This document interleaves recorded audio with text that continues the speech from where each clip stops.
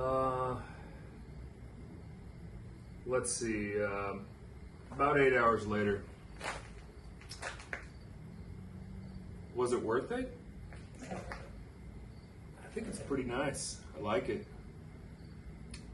Let's talk about a few things though that you might want to consider before you take this as an undertaking. There's a lot of fab work that has to do with it, nothing that common tools can't do. But if you're not interested in modifying any of the plastic front bumpers or potentially using a cutoff wheel, this is probably not the project for you. I have to thank Ben Weed, I think his name was. He had the Jurassic Park Santa Cruz. He's the one that gave me the inspiration for this. And so with a little bit of help and guidance and as far as parts, I did the undertaking. Wanted to help the crowd and provide somewhat of a tutorial. So if this sounds intimidating to you, we can take the guesswork out of it. So a couple things to take note. You might have seen the cutoff wheel start smoking. That's shot. I'm not quite sure if it's because it's a cheap cutoff wheel or possibly the metal is just so thick and durable that it takes a little bit more juice. So something to think about when cutting down the brackets is either having somebody do it for you or buying a little bit more robust cutoff wheel. I also say though that the Sawzall works. It takes a lot longer. It really does, but it works and it gets the job done. As you can see, I used probably every tool I have in this project, trying to figure out ways and tried to plan the best I could, measure the best I could, and I still ran into snags doing it. So as you watch this video and you go through this tutorial, hopefully all the kinks are worked out so that you don't have to struggle quite as much as I did. Another thing to think about is you do have to cut into your bumper. You'll see some clips about what that looks like. From the front here, it looks great. You can't really tell, but there is some cutting of the bumper, so if you're not interested, this is a 2024. It's got 4,000 miles on it, and decided I was just going to go for it. Figured if I made a mistake, it was just only the lower bumper or grill guard that I'd have to replace. I like the aesthetics. Sure, the 2025s are going to have it, but I'm not in the market for a 2025, and this is purely for aesthetics. There's going to be a lot of comments and a lot of people that are saying it's a unibody, it's not a four-wheel drive, not quite sure how you're going to tow people out. This is for looks. It's not for towing. In an absolute emergency and I'm stuck, maybe, but it's strapped to the front crash bar. And you'll see that in the video. One thing I realized that caused me a lot of headaches that probably didn't have to. I could have just, and you won't see this in the video, but I could have just taken the crash bar out. There's 4 bolts on this side and 4 bolts on this side, and I could have took the whole thing out and mounted everything on, and it would have been a much easier process.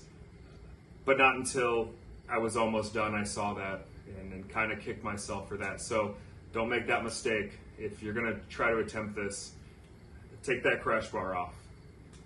Get everything up on your workbench, get everything situated that way to put it back on. I'll give you the measurements so you know. Another thing is I wanted to have mine as far to the sides as possible. That's probably not the best idea. There's a lot more things that are integrated. You'll see in the video that there's things that are going to need to be cut in plastics, probably some unnecessary things.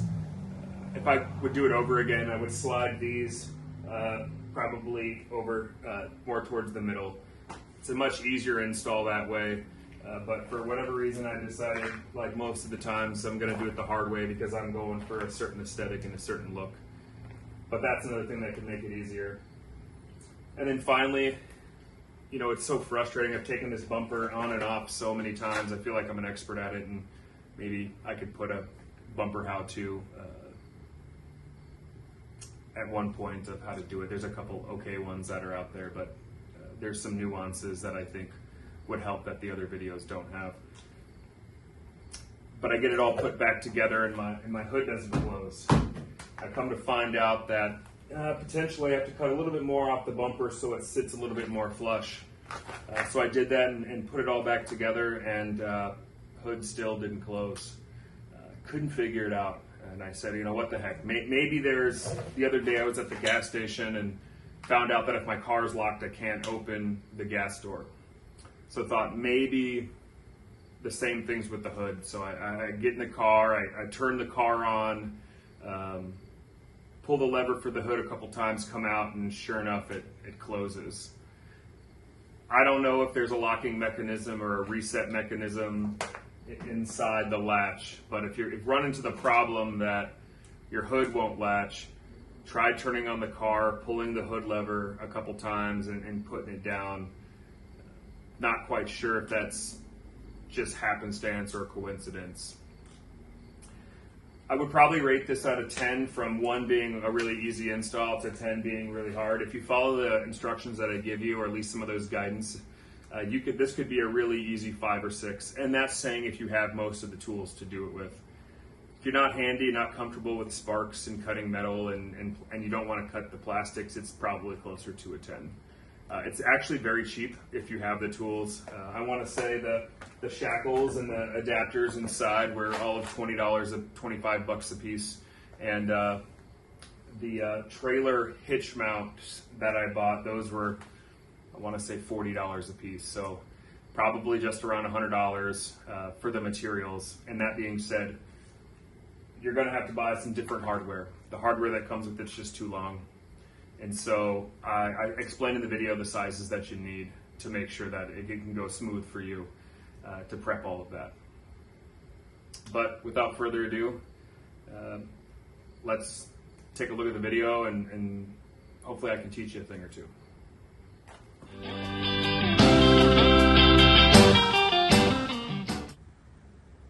First up, you're going to need a couple tools. 10mm nut driver and or socket, and a snap clip remover.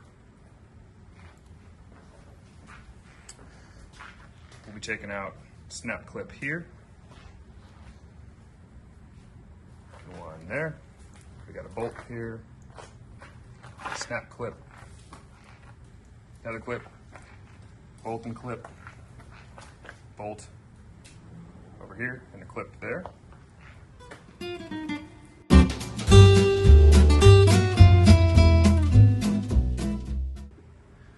Next, we're going to make sure we remove the headlight. That's going to be right there. And we have another one over here, right there. Go ahead and unclip those. Now we're under the vehicle. We have one in this hole right here, a bolt. Down here a little ways along the front, there's another bolt. And right here behind this shield, there's a couple clips that you're gonna need to undo.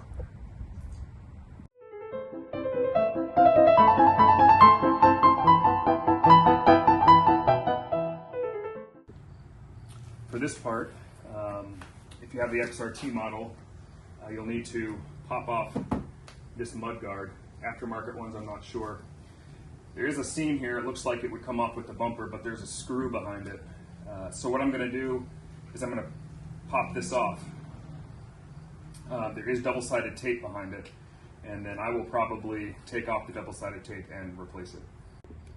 For this part, there's going to be 4 here, here, here, and here that we're going to have to pop out with our tool. And then there's also one 10mm nut that's up inside of a crevice here.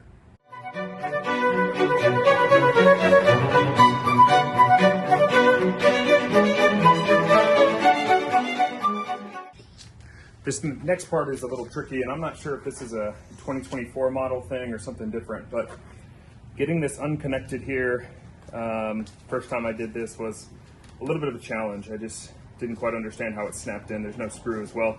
Come to find out it's a pressure clip, and so this needs to be pulled out this way to unlatch it. So I didn't take the rest of the mud guard off because there is a screw, at least on this model, the XRT, that holds these two together. and I didn't really want to take this off in the double-sided tape, so I'm going to let this hang here. These are all just pressure clipped in, and then I'm going to replace the double-sided tape on the back. So when we do this, we're going to reach under here. Your fingers are between the mud guard and the bottom and the bumper, and you're going to pull straight towards you, away from the car, and there's pressure clips on the inside. I'm only going to do that for now as I pull these out because I have to get the rest of the front bumper off as well. But that's how that side comes out. So I've gone ahead and got both sides pulled out, and now it's just a matter of taking your bumper and working it up and down to try to get some of these things to pull away from the vehicle. Takes a little bit of finesse. Lifting up and out is kind of the right way to do it. You're gonna have to get by. This is metal, this is plastic. So maybe it's from the bottom, getting it unsnapped, working your way around to wiggle it out. Making sure the sides stay unflipped over here and wiggling it all out. Trying to get it around these mud bumpers, or the mud flaps. And then slowly but surely, it will start to become unlatched.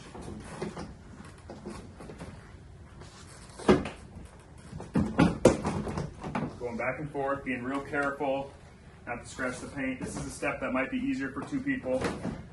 And as it comes off and you set it down, there is one more plug down here for all of your sensors. So you're going to want to take this plug, squeeze it, the pressure plug, and get this thing out. There we go. I have blankets on the ground, and your bumper is now off. All right, so we have the bumper off. And before I had the bumper off, I needed to see where it was going to fit. It's going to go through the lower grille, as you can see here. And I kind of wanted the corner to be matched up with the corner there. And I'm going to have to cut my grille. And then obviously I have mesh in there that I had installed myself as well. But I kind of wanted it to come out here. Now I know the bumper's curved, so it might be a little offset, but that's kind of what I've planned. I thought it'd be a decent look that way. So what I did is kind of reached up underneath the bumper the best I could and put a mark about right where that corner was. Not a real good mark, I couldn't really see it, but kind of measured here. Now, the brackets that I bought are too long this way. It's gonna hit your radiator, so we need to cut down the brackets. And so as I measured from the front to here, it was about 3.5. But I'm gonna make it a little shorter. I think there's still enough room. I'm gonna do 3. So we went over here. These are what the brackets look like. They're what they call a trailer hitch bracket. These were purchased on Amazon. So I'll have to replace the bolts, change them to be something shorter. It's gonna clamp right onto the crash bar. Now, remember, I'm not gonna be towing things. I'm not gonna be pulling people out. I'm not gonna be rescuing vehicles. This is purely for aesthetics and looks. I just want them. I know the 2025 is gonna have them. I have a 2024. So for all the people in the comments that are gonna say, oh, this is a unibody and this is not 4-wheel drive, it's all-wheel drive, and you can't pull things out, and I'm not doing that. This is purely for aesthetics. This is just for that purpose only. So if you're looking at trying to pull something out, this is not gonna probably be good for you. So I came over here, I measured out 3 inches here. So I'll take this part off, cut it off with a cutoff wheel, leave that, and then we'll test to see if that's gonna work. So I got her all set up here. Hearing protection, eye protection, got my lines drawn. Using a cutoff wheel here. A little thicker than the ones you can get, but they're a couple bucks at the hardware store. I got several of them just in case. Pretty thick metal, it's pretty heavy. So we'll see how it goes. Hopefully I don't light the towel on fire. Wish me luck.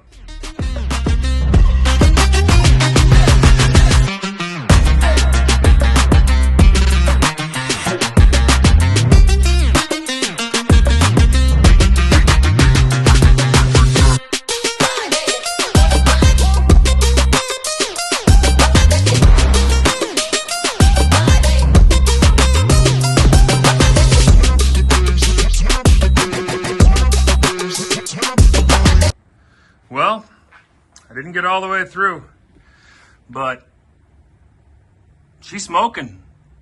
So this cheap one's probably not gonna do it. Might have to go get another one, I don't know. Maybe I can use a Sawzall or something, but almost all the way through. We'll see. All right, got her done. So I can confirm a little Ryobi Sawzall with a general purpose Harbor Freight construction blade will get it cut. Now it's gonna probably take a whole lot longer on the next one. So we'll see. I got a few of those blades and we'll see how long the batteries last. And I can confirm with that measurement here, not the cleanest cut. I will end up spraying it and putting some enamel on it, but you know, cut it off, not the straightest as you can see. But I can confirm once you put it on here, it will not touch the radiator. So still don't have it measured yet where I need it. But I did find out about screw and bolt size. So let me go through that real quick. Before I did this, I went to the hardware store and I used the same size diameter bolts and nuts that came with the brackets. And those were 1/2 inch, but I knew they were too long. So I figured, well, I'll get some 1/2 inch 3 by 4 inch, 1/2 inch by 3 inch. And hey, let's see if the carriage bolt fits, because the rectangle piece on the end of this will fit in there nice. So I got home and sure enough, everything was good. The 3 inch are what you're gonna want. 4 inches, you could use 4 inch, a little long though. But the 3 inch is what fits better. And I also did buy new nuts because for some reason the ones that came with the brackets didn't fit, even though they're the same diameter. So I got some new locking nuts. When I had come over here, the clearance on the crash bar we put the nuts or the bolts in is just too tight. So 1/2 inch did not fit. So I ran to the hardware store and got 7/16. So I had to go back, get 7/16. So these bolts right here, 7/16. But then I found out that the bolts below it need to be a slight bit smaller than that still. So went back to the hardware store, found one that's one size smaller than 7/16. And so now I have this on here loose. I'm gonna put the bumper back on and I'm gonna slide it left and right to figure out where I need to have it, because I don't really wanna cut the front of the bumper, obviously more than once, and I have to cut through my mesh that I installed. So once I get it to a place where I think I need it, I will probably end up putting some washers behind here. As you can see, because it's curved, it has some play. And in order for your tow hooks to not look kind of cockeyed, if you don't like that look and you want it to be more straight on, put some washers behind some of these screws to help with that. So I got the bumper partially up in place, hooked in on this side, and I couldn't figure out why this one wouldn't hook in. And then obviously I figured it out because the bracket in the front is keeping it. So I have a bungee cord holding it. And so what I've done is I've come down here, and the reason that it won't snap in is because obviously that bracket protrudes. And so you need to make sure you give it the space. And so now I will measure the square right here in this plastic, and I will cut the plastic and cut the mesh. And so then it will slide right through. So I got a brand new blade on here. It says it cuts plastic. What I did was took this, held it up to kind of where I want it, here, measured it out. It looks like if I cut right on the end of there and then right where this goes in, this one on the top here and this one on the top here, cut that out. It should slide right through. I'm gonna have to cut the mesh as well. I also put the cap that usually goes in the front and the back. Not sure if that would even matter ever, but figured I'd do that. So here's to cutting the grill and hopefully not buying a new one. Cut small, you can always make it bigger. So what I did here is move the bracket a little bit, took the bumper off, just laid it right over the other one so I could see where the hole was and how big to make it. Now I have to put it back on, slide it to where it needs to be, take a measurement so you guys can have an easier time from a measurement from the unity crash bar to here, so you don't have to do all this, and we'll get going. So kind of ran into a little bit of snag. but just wanted to be honest, make mistakes. You know, I really wanted mine to be pretty far over. In hindsight, I think a better spot might have been putting it here rather than here. And because I chose to cut before I made that decision, I've had to work a few things out. So on this side, I have plenty of room. I can slide it back and forth, and that's okay. I'll have the final measurements here for you once I get everything fit up right. But on this side, we have some plastic covering, and so this couldn't slide over farther enough, and so that became a problem.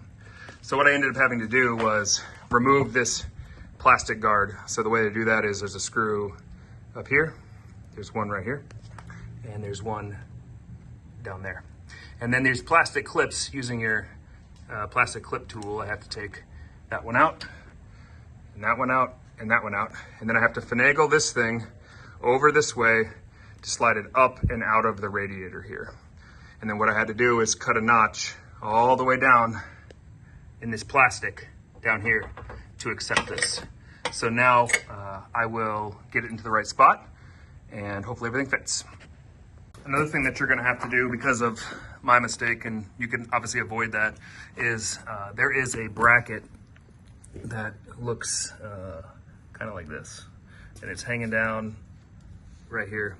What it's holding is whatever this clip is. It's capped off. This is a cap, so it must go to some sensor maybe on the higher editions.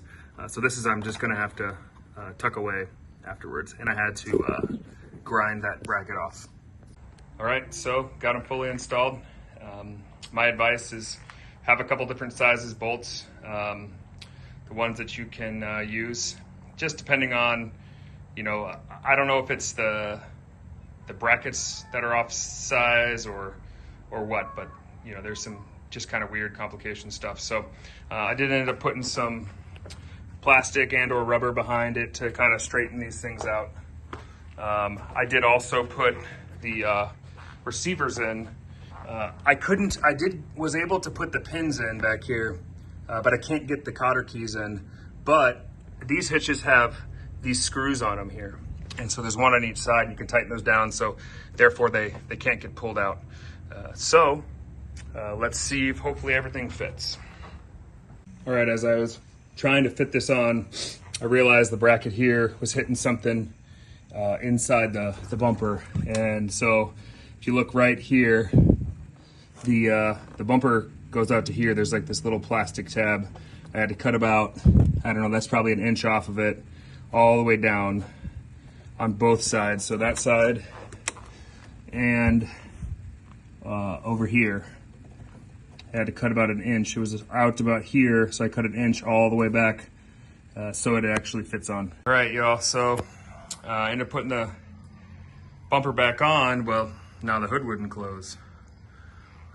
Come to find out that this part here was pushing up on the bumper, so there wasn't enough clearance. And so then I ended up looking. And so then what I had to do is take the bumper off. It's upside down right now. And I had to cut out a little channel. So you won't see it from the front, but had to cut out a little channel. Be really careful. There's a wire bundle that's behind here. You can see it kind of right here. I had, it snaps in there, so you're no longer gonna have a place to snap it into. Same thing on the other side. So definitely be careful for that. But to look at it from here, clean, pass through, and then there was like I said, you have to cut this black piece off and then cut that little silver piece off. I've been using that multi-tool with the plastic cutter. So we'll see if that'll help, and